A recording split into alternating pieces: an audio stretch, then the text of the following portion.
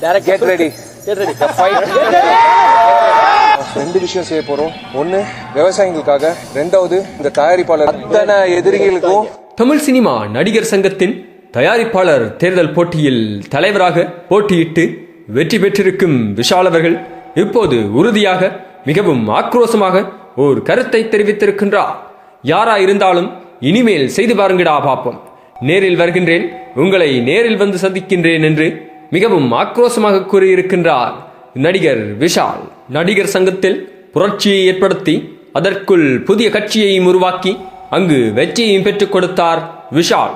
இப்பொழுது தயாரிப்பாளர் சங்கத்துக்குள்ளும் புகுந்து புரட்சியை ஏற்படுத்தி புதிய கட்சியை உருவாக்கி அதிலும் வெற்றி பெற்றிருக்கின்றார் நடிகர் விஷால்.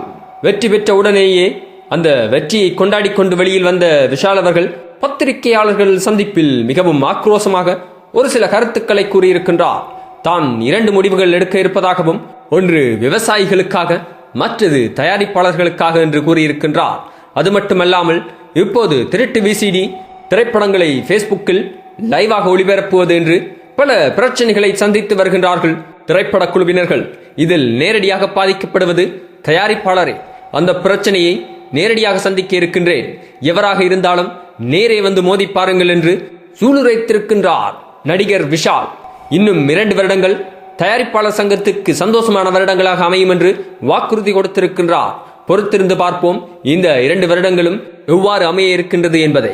இதுபோன்ற தமிழ் சினிமா செய்திகள் மற்றும் சூடான சுவாரஸ்யமான அரசியல் செய்திகள் என்ற அனைத்தையும் ஒரு இடத்தில் பார்த்தும் கேட்டும் தெரிந்தும் மகள இந்த சேனலை சப்ஸ்கிரைப் செய்யவும். நன்றி, வணக்கம்.